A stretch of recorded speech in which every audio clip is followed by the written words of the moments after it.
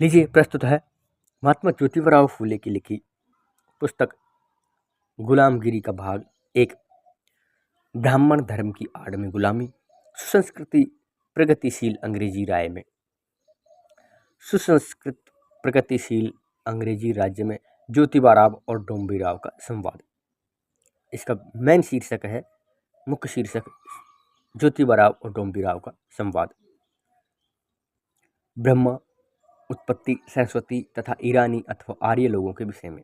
डोम्बीराव, Europe खंड की अंग्रेज, फ्रेंच आदि दयालु सरकारों ने दास रखने की प्रथा को संगठित होकर निषिद्ध बना दिया। इससे क्या यह नहीं हुआ कि उन्होंने ब्रह्मा देव के बनाए हुए नियमों पर हड़ताल फेर दिया।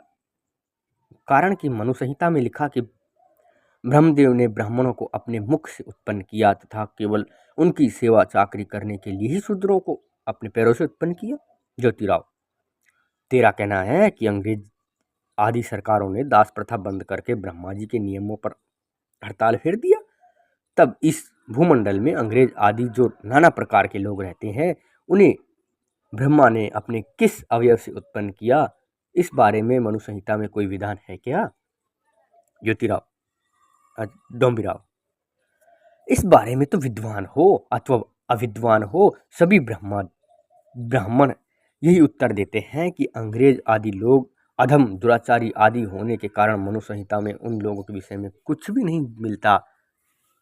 ज्योतिराव, तो तू क्या यह कहना चाहता है कि ब्राह्मणों ने अधम, दुराचारी बिल्कुल ही नहीं? डोम्बी, खोजने पर तो यही दिखता है कि ब्राह्मणों में अथवा अधम तथा दुराचारी की संख्या और भी अधिक है। ज्योतिराव, यही सिद्ध होता है कि मनु ने उत्पत्ति की जो पद्धति लिखी वह पूर्णतः मिथ्या है, क्योंकि वह सब लोगों के बारे में लागू नहीं होती। ज्योतिबा दोबारा बोलते हैं, इसलिए अंग्रेज आदि लोगों ने ज्ञानी जनों, ब्राह्मणों के ग्रंथ रचयिताओं की चतुराई को ताड़ लिया और किसी को भी दास बनाने की मनाही कर दी। ब्रह्मा की मनुष्य मात्र की उत्पत्ति का वास्तव में कारण होता तो यह दास बनाने की मनाही न होती। मनु ने 4 वर्ण की उत्पत्ति का वर्णन किया। उसका यदि सृष्टि की व्यवस्था से मिलाप करके देखा जाए तो हमें समझ में आता है कि सृष्टि उत्पत्ति की वह व्यवस्था मिथ्या है। डोम्बिया, वह कैसे? ज्योतिबा, ब्राह्मण ब्रह्मा के मुख से जन्मे, परंतु यह सब ब्राह्मणों की मूल माता जो ब्राह्मणी रही होगी, वह ब्रह्मा के किस अवयव से उत्पन्न हुई, इस विषय में मनु ने कुछ भी नहीं लिखा। ऐसा क्यों? ढोंबिया, क्योंकि उन विद्वानों ब्राह्मणों के मतानुसार ही वह अधम और दुराचारी होगा, इसलिए उसे तुम अभी म्लेच्छ मानकर उन्हीं की कोटि में रख लो। ज्योतिराव, हम भूदेव हैं, हम समस्त वर्णों में श्रेष्ठ हैं, ऐसा बड़े गर्व से सदा ही कहने वाले ब्राह्मण, उनकी जन्मदात्री ब्राह्मणी ही होगी ना, और तू उसे म्लेच्छों की श्रेणी में बिठाए दे रहा है। उसे भला वहां के मद और एक गोमांस की कैसे गंध कैसे भाएगी? वह तो तूने बहुत अनुचित बात कह दी। गंभिया, आप ही ने तो कई बार भरी सभा में कहा कि ब्राह्मणों के मूल पूर्व ऋषि महर्षि थे, वे श्राद्ध के निमित्त गौ मारकर उसका मांस से नाना प्रकार के पकवान बनाकर खाते थे, और अब आप ही कहते हैं कि उनकी मूल माता को दुर्गंध आएगी। ये कैसे? आप तनिक धीर धरिए और अंग्रेजी राज के बने रहने की कामना कीजिए, तो आपको दिखाई देगा कि आज के अधिकतर ब्राह्मण अपने वस्त्रों और देह को भी न छूने देने वाले पावन पंडित, रेजिमेंट गवर्नर और अंग्रेज आदि अधिकारियों की कृपा पाने के लिए उनकी मेज पर पड़े हुए बचे कुचे मांस के टुकड़े भी खाए जाएंगे। बैर के हाथ एक टुकड़ा भी नहीं लगने देंगे। क्या आप नहीं जानते कि आज भी बहुत से महार जाति के वैरा लोग भीतर ही भीतर अंग्रेजों के नाम से झींकते भुनभुनाते लगे? मनु ने ब्राह्मणी की उत्पत्ति के बारे में जो कुछ नहीं लिखा, इसीलिए इसका क्या दोष का मटका उसके सिर पर फोड़िए। इस बार से आप मुझे भला क्यों दोष देने लगे कि मैं अनुसूचित का होता हूँ? मैं अनुसूचित कहता हूँ। अच्छा कहिए ज्योतिराव। ठीक है, अच्छा ठीक है, जैसा तू चाहता है वैसा सही। आगे चल, ब्राह्मण को जन्म देने वाले ब्रह्मा के मुख से जब प्रतिमास ऋतुस्राव होता होगा, तब तो वह यह होता होगा कि वह 4 दिन अस्पर्श बनकर दूर बैठता था, या लिंगायत स्त्री के समान केवल भस्म रमाकर पवित्र घर के सारे काम काज करता था। इस बारे में मनु ने कुछ लिखा है क्या? लिंगायत मतलब दक्षिण का एक शैव संप्रदाय है ना जोम्बिया। इस बारे में कुछ नहीं लिखा। ब्रह्मा तो ब्राह्मणों की उत्पत्ति का कारण है, तभी लिंगायत स्त्री के समान आचरण उसे भला क्यों कर पूछेगा? आज कल के ब्राह्मण तो लिंगायत लोगों से घृणा करते हैं, क्योंकि वे लिंगायत संप्रदाय के लोग रजोधर्म के दिन में अस्पृश्यता का पालन नहीं करते। ज्योतिराव, इस बात से अब तू की सोच देख कि ब्रह्मा के मुख से बाहु, जंगा और पैर, इन 4 स्थानों की 4 योनियों से रज बहता होगा, तो उसे कुल मिलाकर 16 दिन स्पर्श बनकर दूर बैठना पड़ता होगा।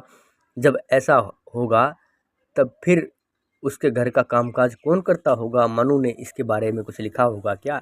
जी नहीं ज्योतिराव। अच्छा, उस धर्म की जब ब्रह्मा के मुख में धारणा हुई होगी, तब तो 9 मास तक वह कौन से स्थान में रहकर बढ़ता गया, इस बारे में तो मनु ने कुछ कहा ही होगा। डोम्बिया, नहीं कहा ज्योतिराव। अच्छा, तो उसने उस जन्मे ब्राह्मण बालक को ब्रह्मा अपने स्तन का दूध पिलाया अथवा बाहर का दूध पिलाया होगा, छोटे से बड़ा किया, उसके बारे में कुछ लिखा क्या? ज्योतिराव, सावित्री ब्रह्मा की पत्नी है, और फिर ब्रह्मा के बच्चों का बोझ 9 मास अपने मुख में थामने का, उसे जन्म देने का और उसे पालन पोषण करने का झंझट अपने सिर क्यों ले लिया? यह भी एक बहुत आश्चर्य की बात है। डोंबी, क्यों जी? उसके शेष 3 सिर तो इस झंझट से मुक्त थे या नहीं? फिर इस छेनाल छैले को विशदा लड़कियों के बीच रमकर घर कुंडी का खेल खेलना ही पसंद था। ज्योतिराव, अब उसे यदि छिनाला व्यभिचारी कहे तो उसने सरस्वती नामक अपनी कन्या से ही व्यभिचार किया, इसलिए उसका उपनाम कन्यागामी बेटी चोद पड़ गया। कन्यागामी मतलब बेटी चोद पड़ गया। उसके इस नीच कर्म का यही परिणाम, कोई भी उसकी पूजा नहीं करता। डोम्बिया, ब्रह्मा ने यदि सचमुच 4 मुख थे, तो इसी न्याय से उसके 8 स्तन, 4 नाभियाँ, 4 मूत्र द्वार और 4 ही मलद्वार होने चाहिए, किंतु इस विषय में कहीं निश्चित उल्लेख नहीं मिलता। इसके आगे भी यदि किसी प्रकार विचार किया जाए तो यह प्रश्न भी उपस्थित होगा कि जब लक्ष्मी शेषशायी विष्णु की पत्नी बनी, तब उस शेषशायी ने अपनी पत्नी को छोड़कर अपनी नाभि से 4 मुख वाला बालक कैसे और क्यों कर बनाया? इस बारे में अधिकतर विचार करते तो जाने पर शेषशायी की भी उत्पत्ति ब्रह्मा के समान ही दिशा देखेगी। ज्योतिराव, वास्तव में विचार विमर्श के पश्चात यही निश्चित होता है कि ब्राह्मण समुद्र के दूसरी ओर जो ईरान नामक देश के हैं, उस देश के निवासी थे। उन्हें पहले ईरानी अथवा आर्य कहते थे। ऐसा कई अंग्रेजी ग्रंथकारों, उन्हीं के आर्यों के ही ग्रंथकार जो थे, उन्हीं के से सिद्ध कर दिखाया। पहले से आर्य वही बड़ी टोलियां बनाकर आए। उन्होंने इस देश पर कई आक्रमण किए और यहाँ के अधिकतर राजाओं के प्रदेशों पर बारंबार चढ़ाई करके बहुत उपद्रव मचाया। आगे चलकर वामन के साथ ब्रह्मा नामक आर्यों का एक नायक हुआ। वह स्वभाव से बहुत हठी था। उसने अपने शासनकाल से यहाँ के मूल निवासियों, हमारे पूर्वजों को रणभूमि में पराजित करके दास बनाया लिया। उसके अपने लोगों में तथा अपने विजित दासों में सदा भेद बना रखे हैं। इस दृष्टि से उसने कई प्रकार के नियम बना दिए। इस सारे कृत्यों का परिणाम यह हुआ कि ब्रह्मा के निधन के बाद आर्यों के मूल नाम आर्य का समय लोप होता गया और ब्राह्मण का नाम कहा जाने लगा। बाद में मनु जैसे अधिकारी हुए निर्धारित नियमों की आगे चलकर कहीं कोई उपेक्षा अथवा तिरस्कार न कर दे, इस भय से उन्होंने ब्रह्मा के बारे में बहुविधि नवीन कल्पित कथाएं रच ली तथा दासजनों के मन पर छाप बिठाल दी कि यह कपोकल्पित कथाएं ईश्वर इच्छा से निर्मित हुई है, और भी उनमें मन का प्रभाव जमाने के लिए शेषयानी के नाम से भी कुछ दूसरा मायावी कथाजाल फैलाकर अवसर पाकर कुछ काल बाद वैसा सब लेखों का एक ग्रंथ बना डाला। नारद जैसे लुगाइयों के बीच फिरने वाला चतुर जीजा ने करताल बजा बजा कर उन ग्रंथों के बारे में शूद्रदासों को उपदेश सुनाया। इसलिए ब्रह्मा का महत्व सहज ही बढ़ता गया। अब यदि वह ब्रह्मा के समान ही उस शेषयानी के बारे में भी चर्चा और प्रश्नोत्तर करने लगे तो उससे लाभ तो रत्ती भर नहीं होगा, हम दोनों का समय व्यर्थ नष्ट होगा। इन्होंने पहले भी विचार को पीठ के बल चित्त लिटाकर उसकी नाभि से 4 मुखों वाला विचित्र बालक उत्पन्न किया है। इसीलिए ऐसे चित्त पड़े ऐसा है, पर खूंटा ठोकना कोई पुरुषार्थ का काम नहीं, ऐसा मैं नहीं समझता। अभी आप सुन रहे थे महात्मा ज्योतिबा फूले की लिखी पुस्तक गुलामी का भाग 1। इस पुस्तक का नाम गुलामगिरी भी है।